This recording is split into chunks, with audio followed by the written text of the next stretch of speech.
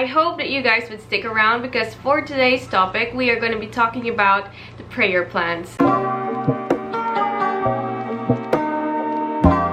I am not claiming to be an expert when it comes to taking care of prayer plants, but so far, bro, my prayer plants have been growing nicely. None of them died yet. I have around 20 prayer plants in my collection. Ever since I started collecting prayer plants, I've done my research, looked up things on Google, looked up videos on YouTube, and I have realized one thing.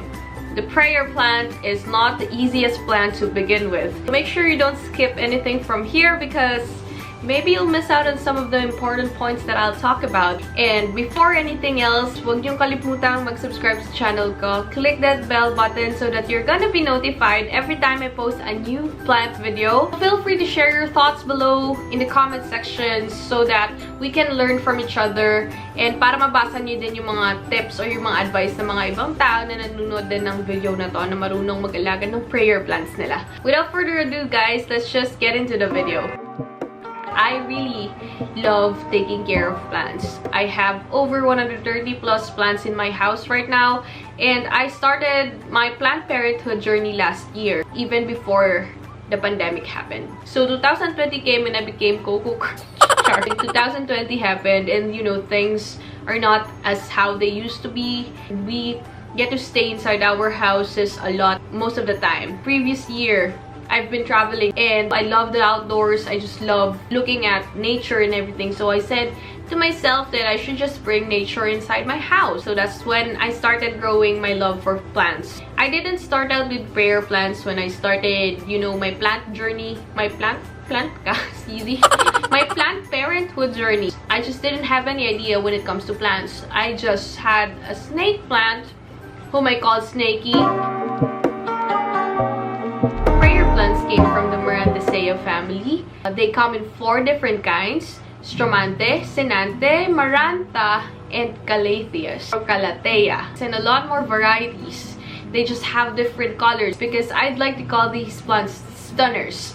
Because if you put them inside a room, they're just gonna brighten up a space and they're just so beautiful and pretty with all those unique designs on their foliage.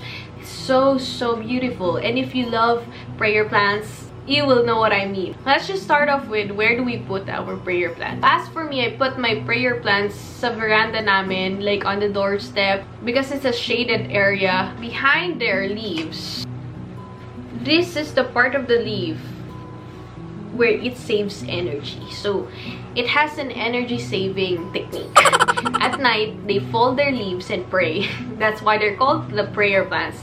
And in the morning or during the day, it opens their leaves like that. They have this wonderful characteristic of folding their leaves at night. Isa sila sa mga napaka-unique na nakita ko.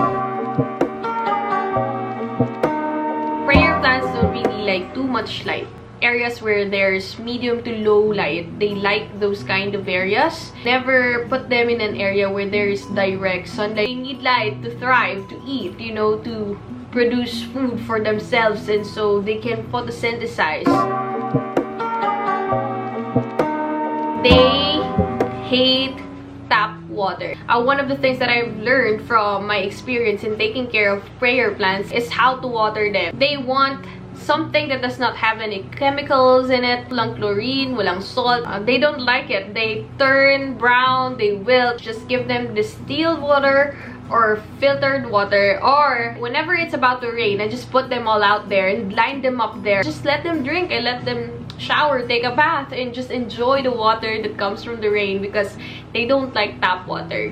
At the same time, don't make their soil soggy. Just make sure it does not dry out because prayer plants don't like having dried soil. I water my prayer plants, guys, when I feel like mga 2 inch of their soil sa taas. When I stick my finger on their soil, and then when I see na parang hindi na ako makapit yung soil sa finger ko, that's the time that I water them. So I can just keep them moist because they like it that way. Water them once or twice a week and that's gonna get them through it.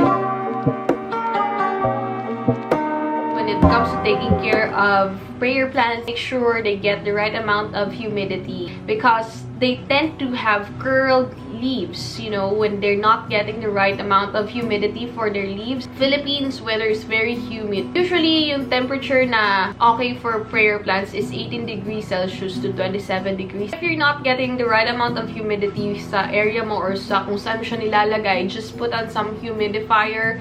That's the reason why I have my humidifier. So that they can get the right amount of humidity for their leaves and that they become even more prettier. Sometimes you have to accept that merong magandang parts, merong pangit na parts. So it's natural, like it's nature. It's natural to have brown tips. You don't need to get crazy over it. They dry up, they wither, they grow. It's a cycle of life for plants. You just need a well-draining soil. I use some mixed garden soil and 1 part coco peat. But some people like to add perlite in their soil. I just put in some rice hulls there and I fertilized them last time using used coffee grounds. Most of the time, the coffee grounds that we use just go into the trash, hindi natin nagagamit, tinatapon na natin. And then there's this one time that I think I read an article about it that coffee grounds actually are good for your plants. You need to water them before putting on the coffee grounds. And then I mixed it with the soil, and then the next day, woof, prayer plants don't really like too much fertilizer. So maya-maya may share ako sa inyo na story how I rescued one of my prayer plants here. But before that, let's just get into this thing that I just really want to discuss about. Before we actually get into the last part of the video, I will be talking about prayer plants and pests. There was this one time na nag-check ako ng dahon ng aking Calathea over here. Dati ay na ICU siya. This one is a new leaf. I cut 2 leaves kasi yung dalawang leaves niya infested ng mealybugs tsaka spider mites, and it was just pretty bad. And what I did was that I had to mix 1 teaspoon neem oil and half teaspoon dishwashing liquid. I've read somewhere that it's safe for plants. I mixed that in 1 spray bottle and I sprayed it on her. And then, I got a toothbrush, syempre, yung hindi mo ginagamit, CZ. And I brushed everything so I can remove it. Nilagyan ko din pala ng alcohol yon. Very few amount of alcohol nilagay ko dun. I brushed her leaves until nawala na yung lahat ng mga pests. And I cleaned her, I washed her, and I let her dry. And then, now, wala na siyang anything on her leaves. Sobrang ganda na ng new growth niya. And I'm just so happy. And I did that also to some of my plants, like this one, the picturata. Tama ba? Yeah, I think this. No, I forgot what this is. And I'm just happy that I was able to rescue them. If you're having trouble with pests, 1 teaspoon neem oil, half teaspoon dishwashing liquid, and a few amount, like very few amount of alcohol. Add that on a spray bottle, spray it on your plant, and start brushing your plants. And then clean it with water, or much better pag meron kayong hose, or just take your plant to the bathroom. It's gonna get better. Ilayo mo na siya from the other plants that you have, and then once it finally gets better, just treat it with neem oil until it's full recovery. That's why we always need to check on our plants because insects really love them. So I'm happy that that method worked for me, so maybe it can also work for you. Trio star that I have right now, nakikita niyo sobrang dami na niya. I just didn't know what to do with her, and I just let her out there, direct heat sa sun, and her leaves were just curling so bad. Parang akala ko mamamatay na to, but then like later on, I moved this. I think I moved it to a shaded area.